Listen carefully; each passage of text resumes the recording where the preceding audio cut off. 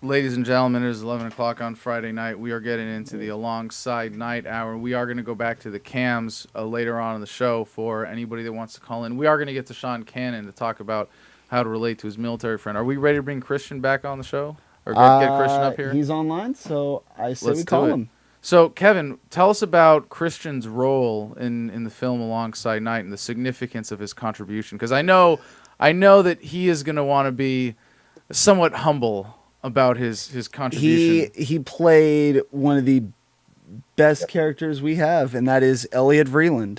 But I remember hearing Neil talk about this and in praise of Christian, talk about how appropriate he was in the spirit that he brought to this, to the character of Elliot Vreeland in living up to what he was trying to do with the story. And we have Christian join us now. Welcome to the show. Hey, Christian. Hey. Thanks. How you doing? Outstanding. Thank you so much for joining us tonight. Yeah, of course, man. So, Christian, how old are you? I'm 16. So, what was it like being on set with this professional crew? I mean, what's it like being in that kind of professional environment? When you're the youngest person working there at age 16. Because I got to say, from the days that I was there, you really fit in as part of the crew, and I think it really speaks to your professionalism at your age that you were able to do that. Yeah, definitely. It was an interesting experience. It was fun working with a really professional crew and just out on location every day and doing it. It was pretty fun. So, what do you think of the character of Elliot Vreeland? What's the significance of him in the role? What did you think you were bringing to that? Elliot, it just basically with this movie, it centers mostly around him and what he's doing and his family. So it was important just to kind of keep it serious, but keep the movie going. And I think I brought some of the cleverness and intelligence that was originally written for Elliot, and it was really fun. It was fun to see how he changed. So, Kevin, is this the part of the interview where we asked him if he's accepted anarcho-capitalism into his heart yet? I don't know, Christian. I mean, what are your thoughts on the philosophy behind the film? I think they're interesting. I'll give it that. I'm not particularly a believer in them, but I think that they're interesting, and it's very different. But it could happen in the future. I think it's some things are on that path, and it's very interesting stuff. I agree. Well, what's your school situation right now? I go to public school at John Burroughs, and just in 11th grade, doing really hard classes, and just 8 to 3. You enjoying the experience? Oh yeah, of course. I mean, I'm taking about the hardest classes you can take, and I'm doing well, and it's fun. I like school, and up until a year ago, I played sports too. And I mean, actually, a part of those classes you were doing, because I think we were talking on set about some science, and Neil told me about it. I think it's your specialty was in physics, if I'm not mistaken, correct? Yeah, physics and biology. Yeah, physics and biology. Yeah, it was interesting. I mean, I believe we were discussing on set, I think it was just after those white papers came out about the Higgs boson from CERN. And you and I were talking about that, and we had a really interesting conversation about the implications of this discovery of subatomic particles and stuff. It was interesting because because I believe you had just read up a great deal on it. Actually, it is amazing just to talk. I mean, this kid is an absolute whiz at this emergent physics. Well, it's amazing. I'm glad that they're able to provide some legitimate services for you in that part of your education. But has your school explained to you, or have you learned yet? I mean, you think at your age that it would be important information. Have they explained where money comes from? Yeah, well, that's for our seniors. It's what I take next year. It's called AP Government and Econ, and it kind of just deals with how our government's structured, what its limitations are, everything. And then the second semester is all economics, generally like American economic policy and world economic policy and stuff. Do you think they're actually going to tell you where money comes from? Yeah, I mean, I guess it would. Are you guys show them economics in 1 minute by Elliot Vreeland? Yeah. Well, this was a brilliant speech that you did for the movie that lays out what is, in the book, a narrative that is, we see becoming more popular as the economy deteriorates under hyperinflation.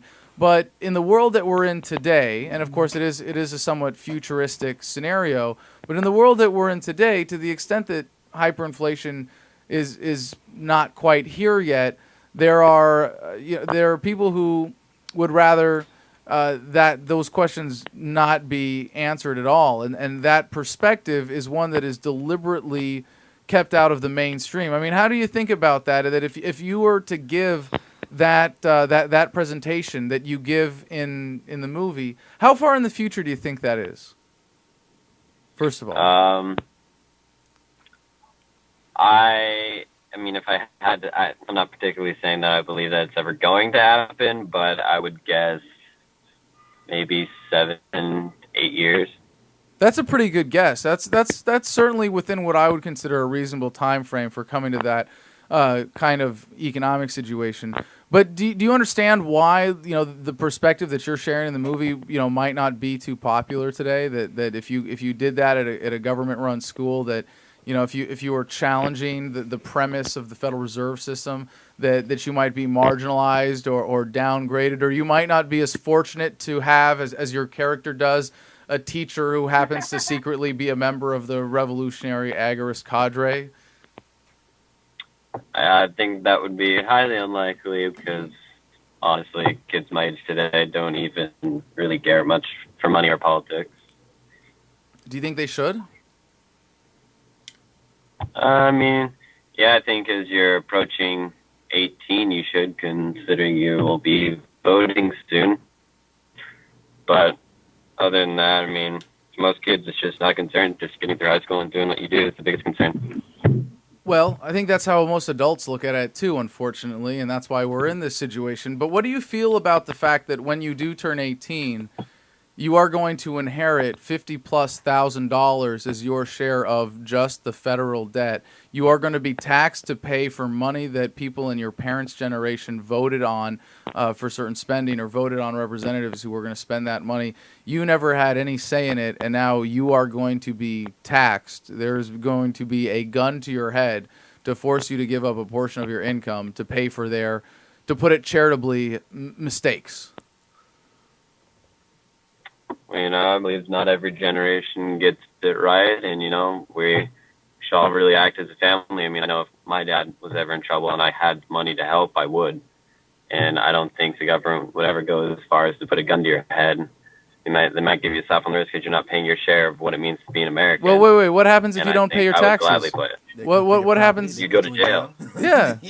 Tax evasion. Isn't that a gun to your head? If you don't pay your taxes, you go to jail. Men with guns come and take you away.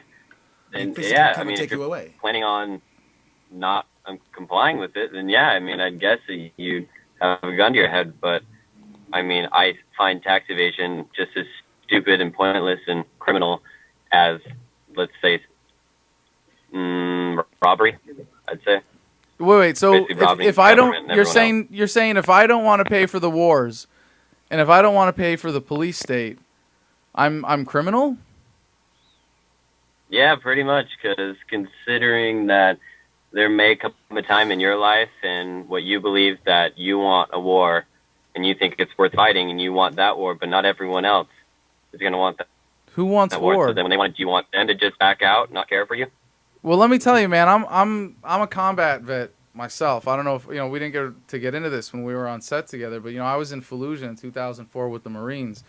And one of the things when you see the cost of war up front is it forces you to analyze whether or not the cause is righteous and just. And when you really examine that properly, you realize that every war is, as Major General Smedley Butler put it, is a racket. That war is never in the people's best interest. And the last thing I would ever do is put a gun to someone's head or ask for the government to take from them through taxation to support something simply because I wanted it, especially if it was something as destructive as the systematic destruction of human bodies that we euphemistically refer to as war. Exactly. Christian? Yeah, I mean, I don't particularly agree nor want the current war, but, you know, it's what most of the American people wanted. It's what our government did, and once we did it, it happened. I'm not one that's looking in the past and saying, oh, we shouldn't be there. I mean, we're in there. There's no sense in just pulling completely out, leaving thousands of people in that country subject to terrorism. I mean, we might as well do what we're doing right now, pulling out but controlled so that people don't get hurt anymore by our actions. Even if it was a declared war and it's still unconstitutional to go in there?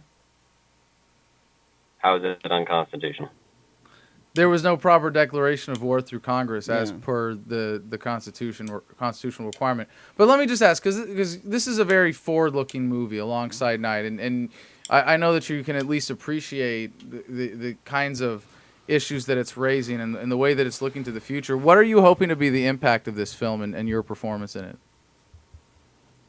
Well, I'm just hoping that it'll raise awareness about the our current economic troubles and have people take a little bit more of an interest in government where the money is. But not saying I particularly want the world it describes nor its solutions to fix it. Just I want people to be a little bit more aware of what's going on, what's around them. Well, I hope as you go through your government and economics class next year that you're able to take this lesson at least of seeing an alternative to what the government is trying to teach you and realize that there is a different way of looking at things and for yourself to care enough about monetary policy and economics to question that official narrative. Christian, thank you so much for joining us. Anything you'd like to say to encourage people to support this project or come see the film?